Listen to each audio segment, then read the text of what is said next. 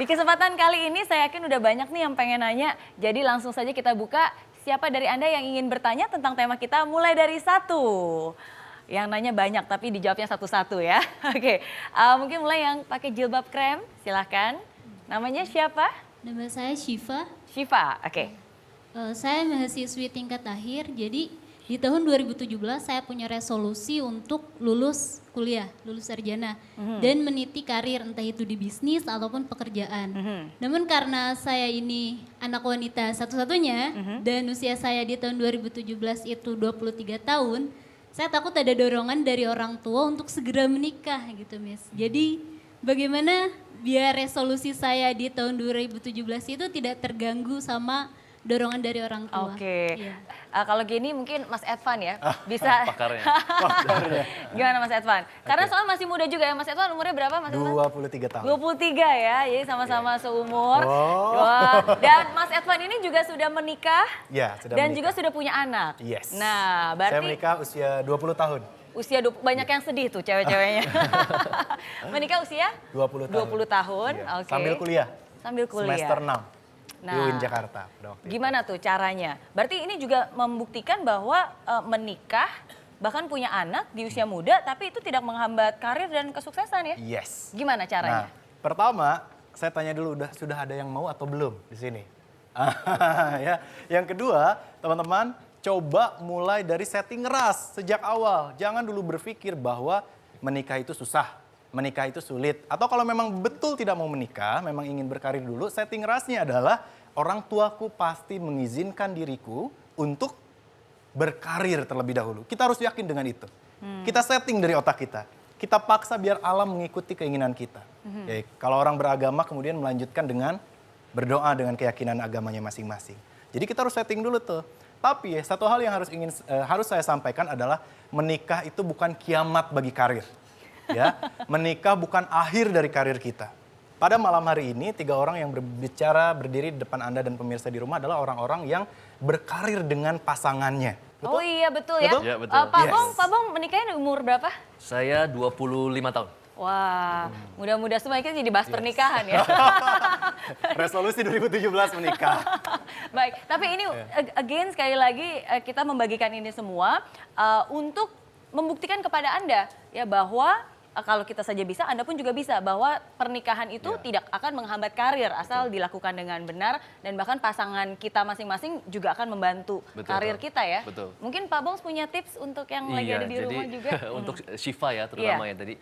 Jadi kalau misalkan Syifa ini ya pertama kalau memang sudah ada yang cocok ya nggak apa-apa dilanjutkan. Tapi memang kalau belum ada yang cocok ya bisa jelaskan kepada orang tuanya bahwa hidup ini kan ada beberapa tingkatan, ada lingkarannya. Syifa bisa jelaskan bahwa lingkaran yang pertama ini adalah lingkaran yang mungkin lingkaran ini tergantung dari seberapa besar levelnya Syifa.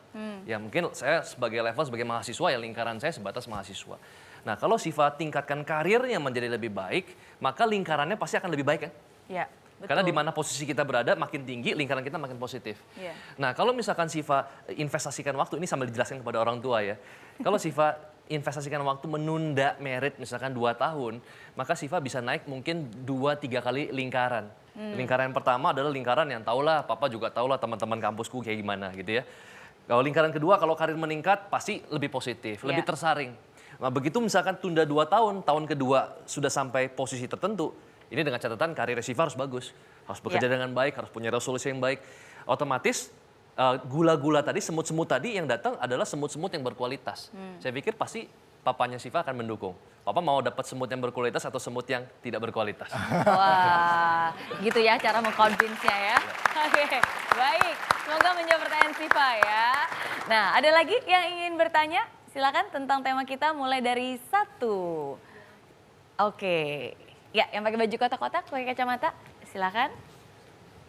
Namanya siapa? Selamat malam, nama saya Karen. Karen. Saya saat ini di tahun kedua kuliah dan saya mempunyai resolusi di tahun 2017 ini saya akan melakukan kerja praktek. Namun saya belum memiliki ide mengenai kerja praktek apa yang harus saya lakukan. Oke, sudah punya resolusi tapi belum punya ide, belum punya cara untuk melakukan hal tersebut. Kamu kalau boleh tahu kuliahnya kuliah apa? Jurusan teknik lingkungan. Teknik lingkungan. Baik. Nah, Mas Edvan gimana nih? Dan ini termasuk salah satu orang yang tadi saya bilang ya, punya resolusi tapi masih belum tahu caranya. Makanya hadir di sini untuk cari tahu caranya. Oke, ketika kita sudah menentukan jurusan kuliah, hal yang kemudian kita harus cari adalah apa sih passion kita? Lebih kemana sih? Apa sih hal yang paling kita cintai di dalam kehidupan? Beberapa orang lebih suka membaca, beberapa orang lainnya lebih suka berbicara. Bahkan ada juga yang lebih suka tidur. Nah, ini cocok buat buka kos-kosan atau buka hotel ke depannya ya. Nah, hal-hal seperti itu tuh kan kita harus temukan itu. Ya. Nah, sepanjang kita hidup selama ini, hal apa yang paling kita sukai, paling kita cintai, dan seringkali membuat kita lupa waktu ketika melakukannya. Nah, jika itu sudah ketemu, maka coba nikahkan, ya, gabungkan dengan jurusan kita di kuliah, di perkuliahan. Jadi coba gabungkan, misalnya tentang jurusan lingkungan hidup, misalnya senang menulis. Nah, maka cobalah untuk menulis buku-buku tentang lingkungan hidup.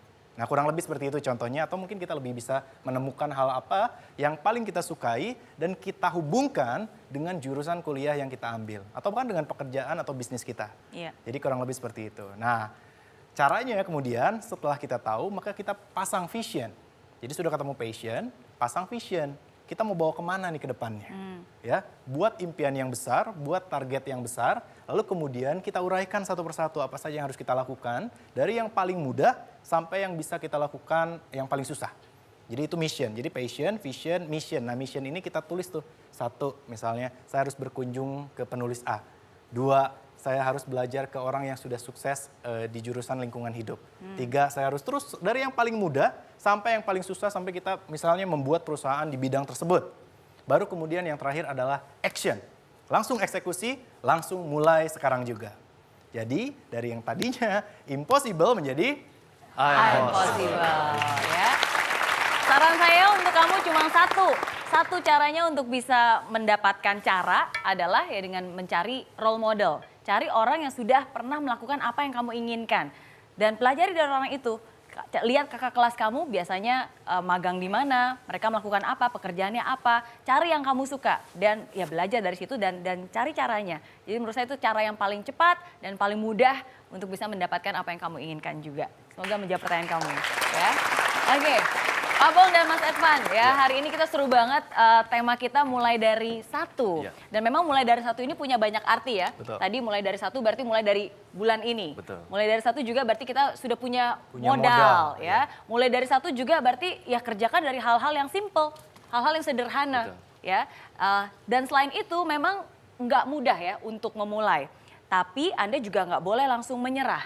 Segera tentukan arah dan perhatikan setiap sisi dan jangan sampai lengah. Banyak cara untuk dilakukan, maka dari itu ayo hari ini juga segera mulai dan ambil perencanaan, bangunlah dengan keteguhan dan juga lengkapi dengan keyakinan.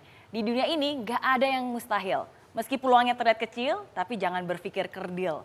Tetap mulai dan berjuang sampai berhasil. Oke? Mulai dari 1, Pak Bong. Iya, jadi kalau misalnya kita berlari dengan sangat kencang, lalu kemudian tersandung dan jatuh, ingat bahwa kita terjatuh 1 meter ke depan. Ya, jika jarak kita 10 meter dengan garis finish kita, berarti kita 9 meter lebih dekat. Ingat bahwa sukses itu meninggalkan jejak, gagal meninggalkan pelajaran, tapi diam meninggalkan penyesalan. Mas Edvan. Oke, mulai dari 1. Jika tahun ini lebih buruk dari tahun lalu, maka hidup kita hancur. Tapi jika tahun ini sama dengan tahun lalu, maka hidup kita begitu amat sangat rugi. Tapi jika tahun ini lebih baik dari tahun yang sudah lalu, maka hidup kita adalah hidup yang sukses.